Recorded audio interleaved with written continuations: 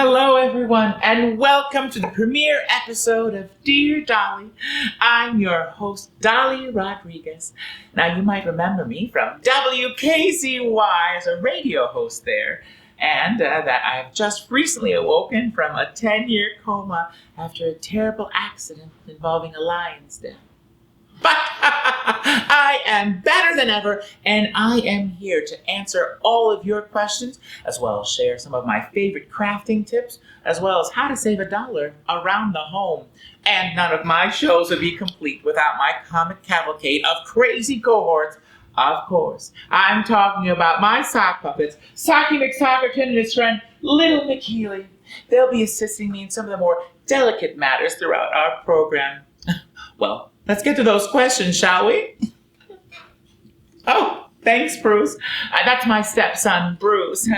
Actually, I'm not entirely sure if he is my stepson or not, but I found him living in my home after I got back from the hospital. And after I tried to kiss him, he said, no, I'm your stepson. So I let him live there rent-free now. He's really nice. First question, Sam from Biddeford, Maine. Dear Dolly, I think I was electrocuted yesterday. Oh, my son likes to lick light bulbs and then spit on people, and they get shocked. His 16th birthday is coming up, and his grandparents are visiting from Hawaii, and I don't want them to get electrocuted as well. What do I do to stop him? Sincerely, Sam. Oh, Sam, it does sound like you're in a little bit of a pickle. Well, Sam, I think you're missing the silver lining here. With a son who can produce electricity just by spitting, I say hook that tongue up to a generator and get yourself off the grid. And if you're worried about other people getting electrocuted, well, just put him in one of those bubbles. You know, like Jake Gyllenhaal in that movie, Bubble Boy. Oh, gosh, is he handsome. I hope that helps. Now, let's move on to our last letter for the day. Kyle from Bowling Green, Kentucky. Dear Dolly, I am 16 and live in Kentucky. For my birthday a couple months ago, my mom purchased concert tickets for a show that is coming up this week. Oh, I remember my first concert, Mariah Carey. Oh, it was wonderful. It's a shame she's no longer with us. Huh? Oh, she's not? Oh, her career is dead. Oh, happens when you're in a coma for 10 years. However, very unexpectedly, she has taken them away from me and disposed of them. She said this was because I'm failing pretty much all of my classes and regularly disrespecting her, even though I simply demand to be treated reasonably. She is not able to grasp that grades are irrelevant because I plan to enter a career as an actor. Anyway, I am obviously extremely heated about this, and I'm wondering, is there any way that I can take legal action against her for throwing my tickets away, such as suing her or something? As far as I'm concerned, the moment they were gifted to me, they became my property, and she had no right to tamper with my things.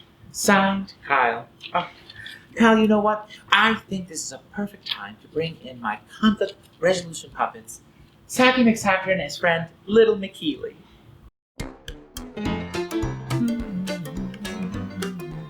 Mother, I wanted to speak to you about something. Yes, son? I wanted to speak about you taking the tickets. Oh, please, not that again. Please, Mother, listen to me.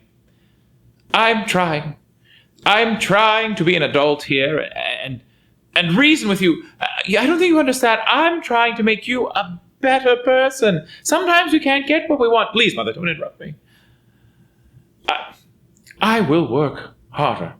I'm being better at my grades. Even if I want to be an actor. Oh, please don't go back into that. Please, Mother, please. I will become better for you. Will you? Will you, Kyle? Or will you be a disappointment? A disappointment just like your father. Mother, please, don't interrupt me. He left us here, and I had to raise you all by myself. What was I supposed to do? A single mother? I had to do things, Kyle. Terrible things. You know, I think this is maybe a good time for us to cut. Oh, thank you, Socky and Little McKeely. Thank you all for joining us for the premiere episode of Dear Dolly. We've dealt with a lot of family issues today. I've always thought of family like this. You never know who is going to be your family. It can be a friend, someone you just met, my stepson Bruce. But family, I feel, is like food trucks. You never know where you may find them, but when you do, you can gorge yourself on street corn and fish tacos. All right, everybody. I'll see you later. Bye-bye.